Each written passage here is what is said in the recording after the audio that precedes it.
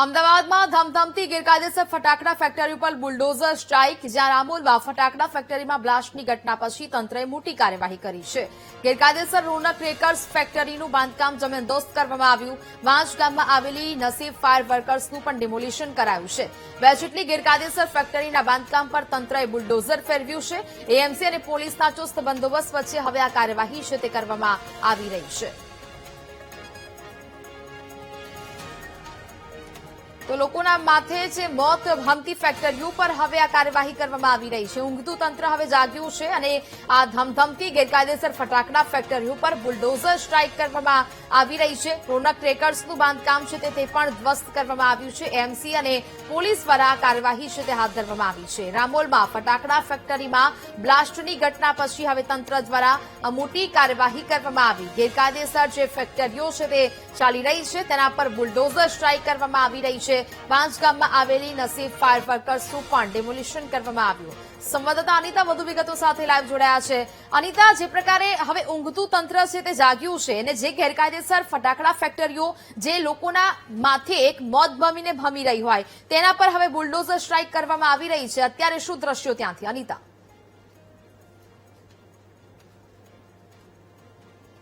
જી નેહા, જે પ્રકારે રામોલ વિસ્તારમાં ગેરકાયદેસર ધમધમતી એક ફેક્ટરીના કારણે જે 10 જેટલા નિર્દોષ લોકોનો જે ભોગ લેવાયો છે, જે બ્લાસ્ટ થયો હતો, આ ઘટના બાદ પોલીસ દ્વારા જે ગેરકાયદેસર ધમધમતી જે ફેક્ટરીઓ છે તેનું બાંધકામ તોડવામાં આવી રહ્યું છે. જોઈ શકાય છે કે આજે વસ્ત્રાલ વિસ્તારમાં આવેલી જે ફેક્ટરી છે ત્યાં અત્યારે પોલીસ દ્વારા આ બાંધકામ દૂર કરવામાં આવી રહ્યું છે. રોનક ફાયર જે ફેકર્સ છે નામની આ જે ફેક્ટરી જે છે તે વસ્ત્રાલની અંદર ધમધમી રહી હતી. આ સાથે વાંચ રોડ ઉપર જે નસીબ ફાયર વર્કર્સ નામની અન્ય જે બીજી ફેક્ટરી છે ત્યાં પણ ગેરકાયદેસર બાંધકામ સામે આવ્યું છે, તેને તોડી પાડવામાં આવ્યું છે.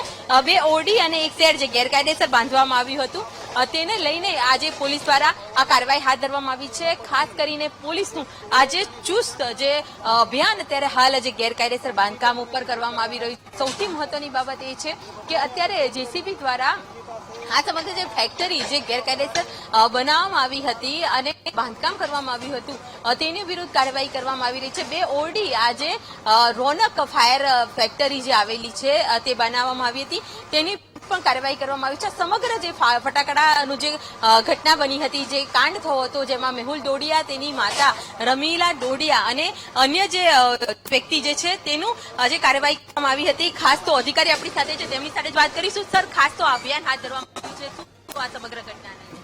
આ 3-4 દિવસ પહેલા વસ્ત્રાલ ગામની સીમામાં એક ફેક્ટરીમાં આગ લાગી અને એનાથી સ્ફોટ થયો અને સ્ફોટમાં 10 લોકોનું મોત થયું છે. એના પછી અમે બધી જ જગ્યાએ, એમ તો અમે માર્ચથી જ બધી જગ્યાઓ વેરીફાઈ કરીને જેમના લાયસન્સ એક્સપાયર થયા હતા આ બધી ફેક્ટરીઓ બંધ કરવામાં આવી હતી. પણ રથયાત્રામાં જ્યારે પોલીસ બિઝી થઈ ત્યારે આ એક ઇસમે પોતાની ફેક્ટરી શરૂ કરી અને એમાં આ બનાવ બન્યો અને એમાં 10 લોકોનું મોત થયો છે. ત્યારબાદ પોલીસે ત્યાં જગ્યાના માલિક પાસે કે આ લાયસન્સ રદ થઈ ચૂક્યું છે અને એની જે લિમિટ હતી, જેનો ટાઈમ લિમિટ આ પતી ગયું છે, એ રીતની રજૂઆત કરવામાં આવી. ત્યાર પછી ત્યાં જગ્યાના માલિકો દ્વારા આ બધી લાયસન્સની લિમિટ રદ થયેલ ફેક્ટરીઓના જે નિર્માણ જે કંઈ સ્ટ્રક્ચર્સ હતા એને તોડવાનો નિર્ણય લેવામાં આવ્યો.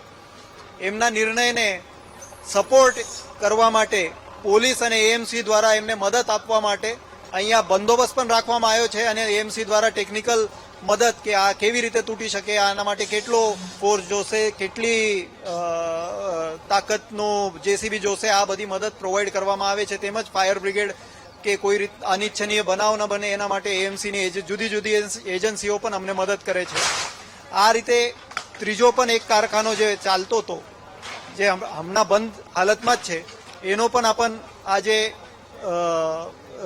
તોડવાનો નિર્ણય કર્યો છે અને એની ગતિવિધિ થોડા સમય પછી આપને જોવા મળશે. કેટલી ગેરકાયદેસર ફેક્ટરીઓ અત્યાર સુધીમાં ધ્યાન પર આવી છે?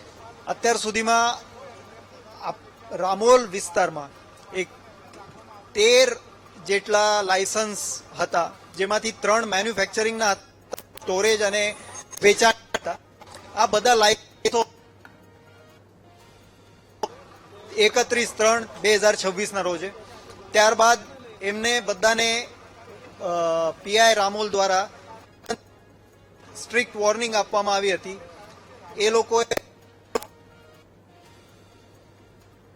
રામોલ પીઆઈ લીધેલા, પણ રથયાત્રા બંદોબસ્તમાં જ્યારે પોલીસ બિઝી થઈ ત્યારે આમાંથી એક મેન્યુફેક્ચરિંગ યુનિટે પોતાની રીતે વિધાઉટ પરમિશન એક કારખાનો શરૂ કરી દીધો અને એમાં એક બનાવમાં 10 લોકોની મોત થઈ છે. હવે અહીંયા કોઈ પણ ગેરકાયદેસર કારખાનો ચાલતો નથી અને જે સ્ટોરેજ અને વેચાણવાળા લાયસન્સ છે કે જગ્યાઓ છે એમની પણ અમે ચેકિંગ કરીએ છીએ.